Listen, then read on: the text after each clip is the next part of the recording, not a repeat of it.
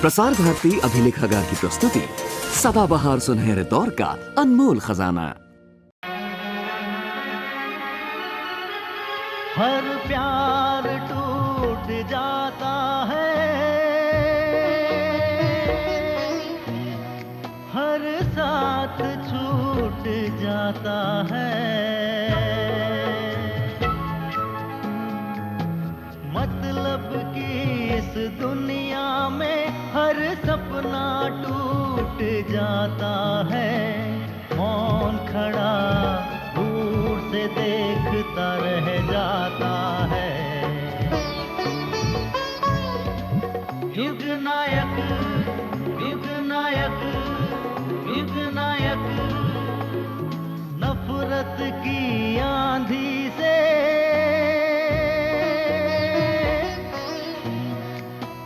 प्यार का हर घोंसला बन के टूट जाता है।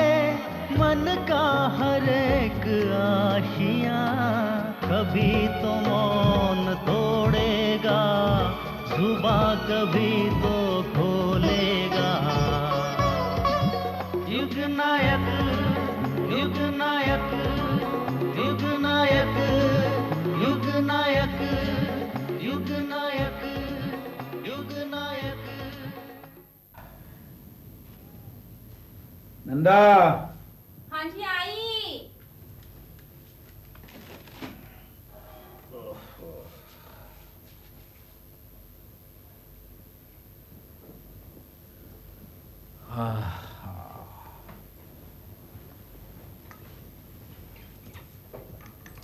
चाय ये छोड़िए ना। अरे यार आओ, बैठो थोड़ा बातचीत करते हैं। मुझे बहुत सारे काम पड़े हुए हैं। काम तो होता रहता है, थोड़ा प्यार व्यार की बातें हो जाए। क्यों भाई, आज बात क्या है? आज कुछ ज्यादा ही प्यार उमड़ रहा है। बड़ी मुश्किल है भाई, प्यार करो तो मुश्किल, ना करो तो मुश्किल। अब छोड़िए ये सब बातें, बताइए आपको क्या बताना है। बताऊं? ए नंदा, सोचता हूँ तुम्हारे लिए एक बढ़िया सा मकान बना दूं। मकान? क्यों? ये मकान नहीं है क्या? नंदा, बच्चों को लेकर इसी मकान में जिंदगी गुजारने का इरादा है? अपनी ननद देवरों से अलग अपने बारे में कुछ सोचना है कि नहीं? पर अब अरे अपनी गर्दन पूरी तरह से फंस जाए उससे पहले इंतजाम कर लेना चाहिए। मेरी तो कुछ समझ में नहीं आ रहा है। नहीं आ रहा है? आएगा भी नहीं। गोबर गणेश जो ठहरी। अरे सुनो, अभी घर में जो खर्च हो रहा है, आगे जो खर्च बढ़ने वाला है, उससे मेरे सिवा ज्यादा कौन भुगतेगा? हैं? एक मही प्राइवेट कॉलेज में नौकरी करता है, तनख्वाह किधर जाती है भगवान को पता। दूसरा सतीन लिट्ठल्ला आवारा। अभी तुम ही बताओ, कौन करेगा काजल की शादी? वो लोग तो यही चाहते हैं कि शादी का बोझ पिताजी के जीते जी मेरे सर पर ही डाल, क्योंकि पिताजी के बाद ये खर्च देने में वो लोग आनाकानी नहीं कर सकते। तो मैं क्यों अपने बारे में ना सोचूं? पर आप क्या सोच रहे हैं अभी? लेक टाउन में मुखर्जी के साथ एक जमीन देख के आया, किसी दिन तुम भी चली चलना। तो क्या आप सचमुच जमीन खरीदेंगे? अरे वाह, पूरी रामायण सुनकर पूछती हो कि सीता? हाँ, आपने तो ऐसा नहीं कहा था। आपने कहा था कि थोड़ी सी जमीन खरीद कर रखी जाए तो ठीक है। ठीक ही कहा था, लेकिन अभी का जो हिसाब किताब दिमाग में बैठा के नहीं? वो तो बैठ गया, पर एक बात बताइए तो, आप इतना पैसे लाएंगे कहाँ से? हाँ, ये बात तूने ठीक कही। ये ऑफिस का एडवांस, बैंक लोन, दोस्तों से कुछ पैसा, नहीं फिर भी कुछ पैसों की जरूरत रहेगी। तो फिर? नहीं, मैं सोच रहा था कि ये तुम्हारा गहना गुड़िया जो। ओह, तो आपकी नजर अब मेरे गहनों पे है? हाँ, अब मेरी समझ में आ गया आपकी चिकनी चुपड़ी बातों का मतलब। नहीं नंदा, तुम घर संसार की बात समझती नहीं हो। कई सालों से मैंने बचा बचा के 1000-2000 तुम्हें देता रहा। किस लिए? गहने बनाने के लिए। वो क्या यूं ही? लेकिन आपने तो कहा था कि बेटी की शादी के लिए कुछ बनवा के रखो। जो कहा था उन बातों को छोड़ो, जो मुंह में आया कह दिया था। अभी तुम्हारी बेटी के शादी में देर है। हाँ, ये बात अलग है कि तुम्हें ही गहने पहनने का शौक है। ऐसे शौक होता तो मेरे मायके से कुछ कम नहीं मिला है। तो नाराज क्यों होती हो? अभी कहाँ गहने ले रहा हूँ मैं। पहले ये बताओ, मेरी बात समझ में आई कि नहीं? वो तो समझ गई, पर आपने पिताजी को जमीन खरीदने की बात बताई है? मेरा दिमाग खराब है जो पिताजी को बताऊंगा? और पिताजी को क्या, किसी को भी नहीं बताना है। और मेहरबानी करके तुम भी किसी को नहीं बताना। अरे मगर बताए बिना हम? कोई जरूरत नहीं है। सुनो, बताने से उनको तकलीफ होगी। अगर उनको पता चलेगा कि मैं जमीन खरीद रहा हूँ तो वो क्या समझेंगे? उनका परिवार टूट गया, भाई लोग अलग हो गए। फिर इस मकान का क्या होगा? अभी तो चल रहा है, लेकिन आगे चलने वाला है नहीं। तुम्हारे मझले देवर, छोटे देवर का ब्याह होगा, उनके बच्चे कच्चे होंगे, तब इतने लोग रहेंगे कहाँ? और ये मकान तो ऐसा है नहीं कि एक नया कमरा बनवा जा सके। ओह, यानी आप भविष्य की बात कर रहे हैं? हाँ, भविष्य ही देख रहा हूँ। पिताजी तो ज्यादा दिन नहीं चलेंगे। डॉक्टर ने जैसा कहा, मुझे तो लगता है मामला भगवान के ही हाथ में है। कभी भी कुछ भी घट सकता है। मैं तो सोचता हूँ पिताजी के बाद ये मकान का अपना हिस्सा बेच दूं। क्या आप अपना हिस्सा बेच देंगे? नहीं तो क्या सर पे लेके बैठा रहूंगा? मैंने तो अपना प्लान बना लिया। इस मकान को बेचने के बाद जो पैसा मुझे मिलेगा उसे अपने नए मकान पे खर्च करूंगा।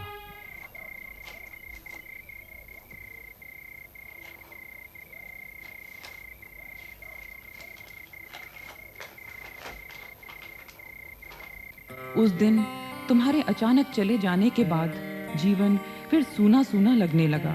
याद है, तुमने जाते वक्त कहा था कि एक पति के रहते पत्नी अकेली कैसे हो सकती है, और मैंने कहा था पति पत्नी तो सिर्फ दुनिया की नजर में है।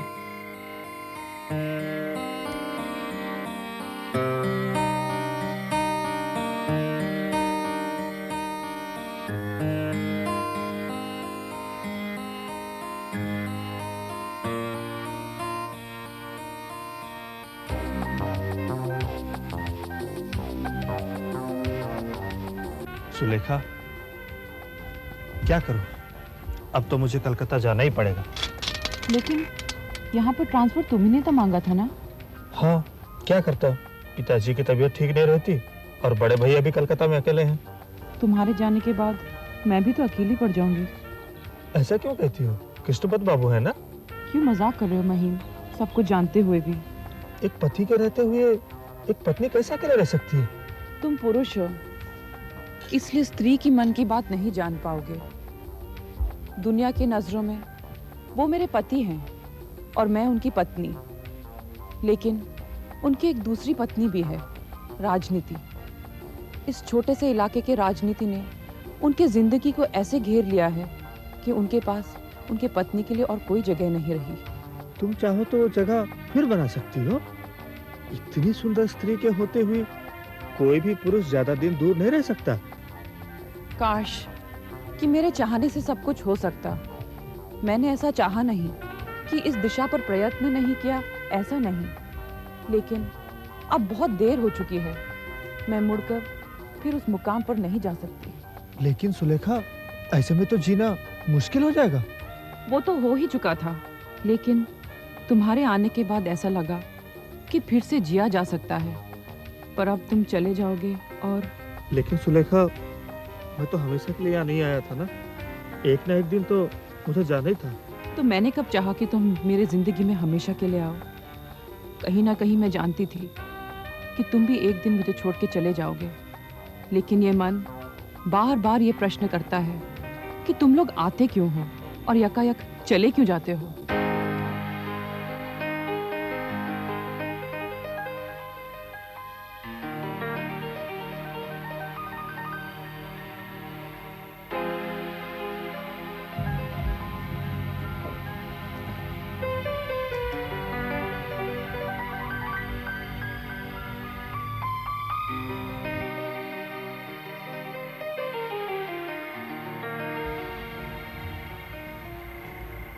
भैया, भाभी बुला रही हैं। आता हूँ।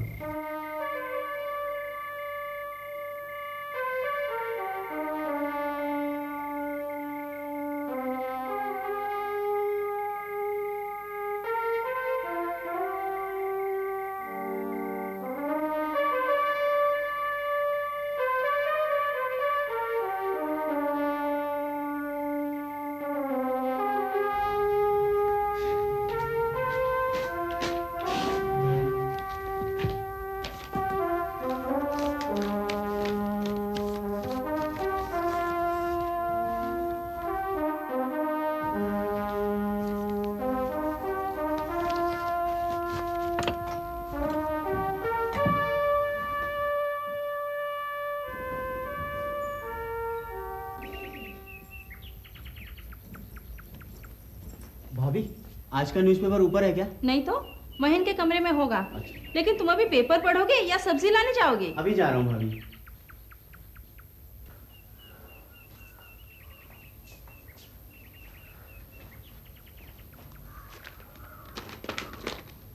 अरे ये तो कल का है।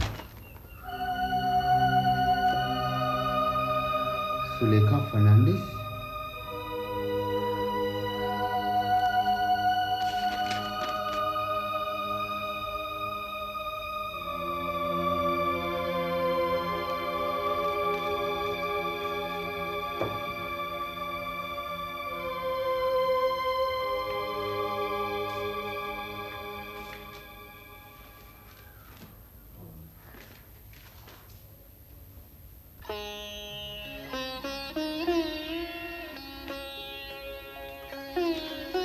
लो फिर एक खून हो गया। भाऊ बाजार में किसी ने एक टैक्सी वाले का खून कर दिया। अरे भैया, तुम्हारा वो दोस्त जगन में भी तो टैक्सी चलाता है ना?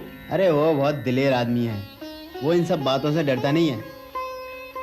मुन्नी, कल मैं उसके घर गया था, मुझे देखते ही बाहों में भर लिया। मुझे बहुत अच्छा लगा मुन्नी। लगता है जग्गा तुम पर हावी हो गए छोटे भैया। हावी तो होगा ही, वो है ही ऐसा। मैं एक दिन फिर जगन्मय के पास जाऊंगा, सारा दिन उसके साथ घूमूंगा। अरे इसमें तो 2 पेज सिर्फ वर चाहिए बधू चाहिए कॉलम से ही भरे हुए हैं, और दीदी हैं कि तुम्हारे लिए दुनिया भर में वर ढूंढ रही हैं। हाँ? मैं दीदी से कहता हूँ कि इसी में से कोई अच्छा सा वर तुम्हारे लिए चुन लें। क्यों? उनसे कहो कि पहले तुम्हारे लिए एक अच्छी सी बहू ढूंढ दे। मुझे अभी शादी वादी नहीं करनी। नहीं मुन्नी, पिताजी के रहते तेरा ब्याह हो जाना चाहिए। क्यों? क्या पता, मुझे इस घर का रंग ढंग अच्छा नहीं लग रहा है। पिताजी की बात कोई परवाह नहीं करेगा, न तेरी न मेरी। और फिर बड़े भैया तो अपना मकान बनवाने में लगी गए। तो मजले भैया है ना? मंझले भैया पहले मुझे भी बहुत अच्छे लगते थे। मैं समझता था कि मंझले भैया बहुत समझदार हैं, लेकिन अब तो मंझले भैया भी। ऐसा क्यों बोल रहे हो भैया? मैंने उनका एक लेटर पढ़ा है, उसमें उनकी एक बहुत ही अजीब बात का पता चला। दूसरों की चिट्ठी पढ़ना अच्छी बात नहीं है। क्यों पढ़ी आपने? एकाएक हाथ में पड़ गई। तो ऐसा क्या लिखा है उस चिट्ठी में? मंझले भैया बाहर जहाँ पढ़ाते थे ना, वहाँ सुलेखा नाम की एक लड़की है, वो शादीशुदा है। मंझले भैया उसी को लेटर लिख रहे थे। भैया अगर उसे चिट्ठी लिखते हैं तो क्या हुआ? वाह, क्या हुआ? उनका पुराना परिचय था ना, इसलिए लिखते हैं। नहीं काजल, बात इतनी सिंपल नहीं है।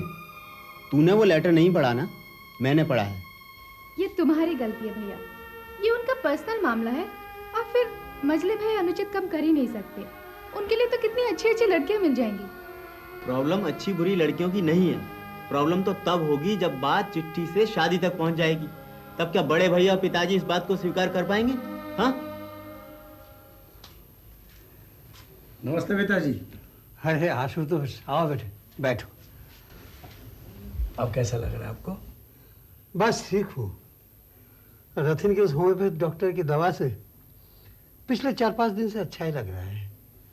तो फिर कैसे आना हुआ? बस आपको देखने चला आया था। बहुत अच्छा किया है बेटे। बेटे एक बात करनी थी। कहिए। तुम तो जानते ही हो मैं इन शादी से कतराता रहता है। इधर उम्र भी बढ़ रही है। देखो तुम अगर समझा सको तो। हाँ जरूर समझाऊंगा। और भी एक बात है बेटे। हाँ बोलिए। रथिन को तो मेरी वजह से फुर्सत ही नहीं मिल रही है। तुम और माया अगर काजल के लिए कोई लड़का ढूंढ सको तो। लड़का तो ढूंढ लिया है, डॉक्टर है। आज ही रथिन से बात करूंगा मैं। बहुत अच्छा बेटे, बहुत अच्छा है। तुम इस घर के दामाद हो, बेटे जैसे तो हो। तुम नहीं करोगे तो और कौन करेगा? दीदी, किसी भी बीमारी का इलाज डॉक्टर से ही होता है। तुम जो कह रही हो ना, उन सब बातों पे मैं भरोसा नहीं करता। अब भले ही तो भरोसा न कर, पर एक बार जाकर देख तो आ, तेरी आंखें खुली रह जाएंगी। शनिवार और मंगलवार को वहाँ हजारों लोगों की भीड़ होती है।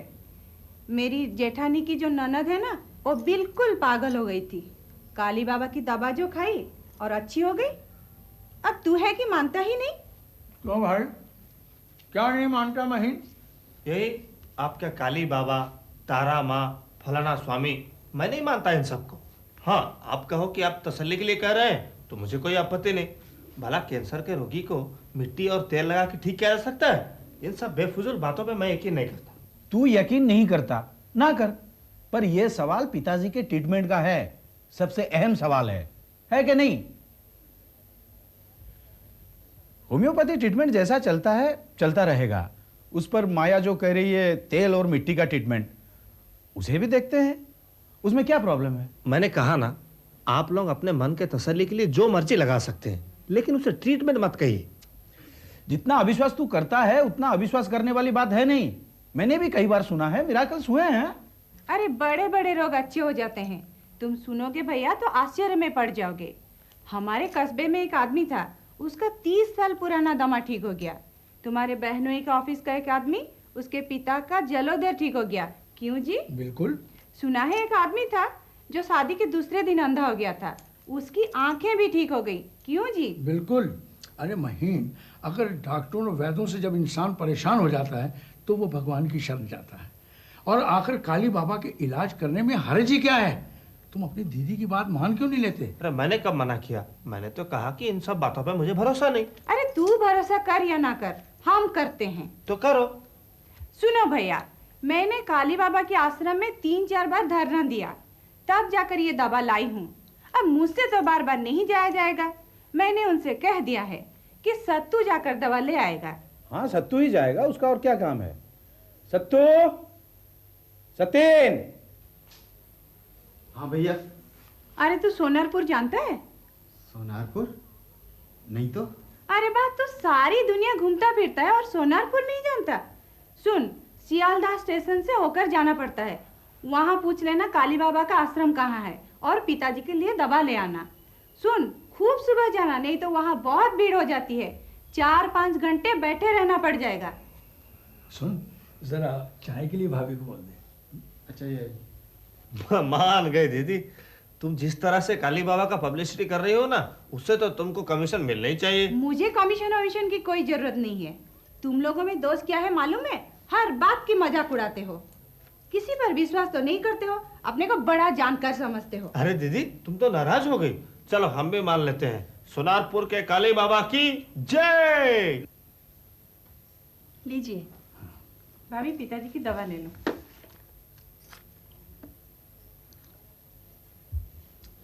अच्छा हुआ भाभी भी आ गई।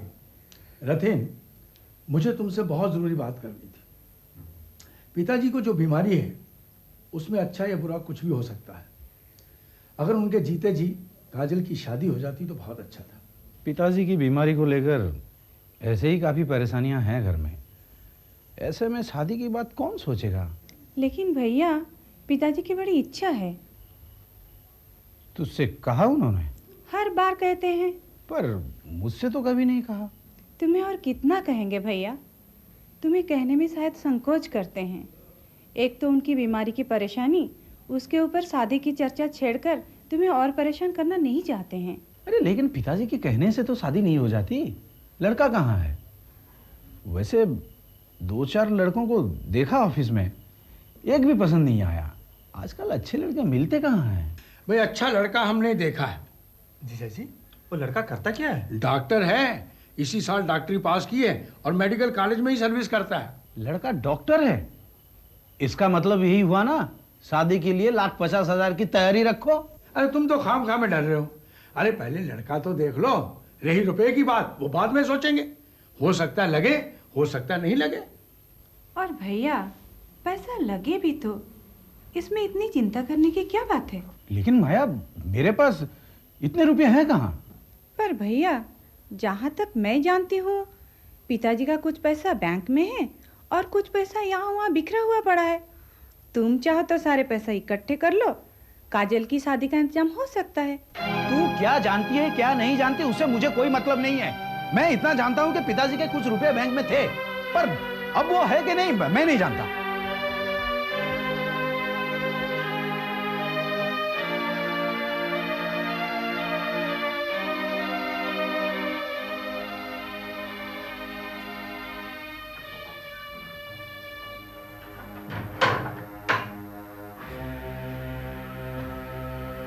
अरे आप अभी तक सोए नहीं?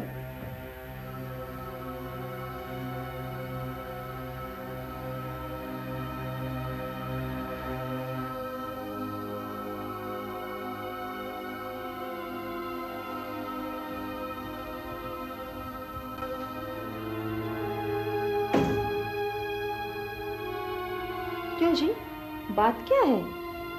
क्या हुआ है तुम्हें नहीं मालूम? मुझसे पूछ रही हो?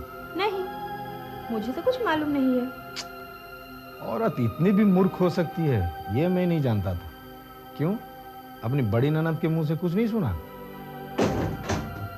ओह, पिताजी की दवा की बात? पर उससे क्या? भाड़ में जाए तुम्हारी दवा। तुम सचमुच भी महामूर्ख हो। घर गृहस्थी चूल्हा चौका छोड़ तुम कुछ भी नहीं समझती हो। ना जाने भगवान ने क्यों तुम्हें मेरे गले बांध दिया। हाँ, भगवान से भी भूल हुई है और मेरे माँ बाप से भी। बेचारे समझ ही नहीं सके कि किस आदमी के हाथ अपनी बेटी का हाथ दे रहे। बस बस, ये सब बहुत सुन चुका हूं मैं। सुनो, अपनी छोटी ननद की शादी की बात सुनी तुमने? पिताजी को शायद माया भी कहकर गई है। कुछ बोल नहीं रही? मुझे कुछ बोलने की जरूरत क्या है? क्यों, तुम क्या रास्ते की औरत हो? रास्ते की औरत नहीं तो और क्या हूँ। आपने कृपा करके इस घर में लाकर रखा है, इस बिस्तर पे सोने दिया, यही काफी है ना? अरे आप तो समझते हैं कि बंगाली घर के बहू घर गृहस्थी पति बच्चों को छोड़ के कुछ समझती ही नहीं। अपनी बुनबुन छोड़ो और जो मैं कहता हूँ सुनो। अरे माया और आंसू एक नई मुसीबत खड़ी कर गए हैं। तुम समझ नहीं पा रही हो क्या? नहीं। जरा समझने की कोशिश तो करो। पहली बात तो यह है कि पिताजी खुद समझ रहे हैं उनके जाने का दिन निकट है, और ऐसे में वो चाहेंगे उनकी बेटी का ब्याह हो जाए। और माया ने भी बता दिया है कि एक डॉक्टर लड़का है। आजकल अच्छा वर्ग का मतलब डॉक्टर या इंजीनियर, हम जैसा क्लर्क तो है नहीं।